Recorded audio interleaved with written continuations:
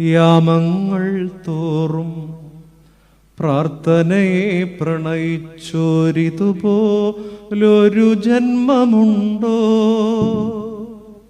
ഭോജ്യത്തെ കൈവിട്ടും ജപമുറിയിൽ ധ്യാനിച്ചും ജീവിതമിങ്ങനെയുണ്ടോ?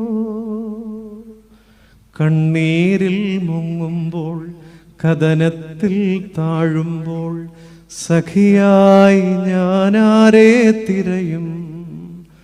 കാറ്റൻ്റെ തോണിയിൽ പകയോടടുക്കുമ്പോൾ തുഴയെറിയാനാ പുണ്യതാതൻ. ഇതെത്രയോ ഭാഗ്യം, എത്രയോ ഭാഗ്യം, മലങ്കരയുടെ മായാത്ത പുണ്യം.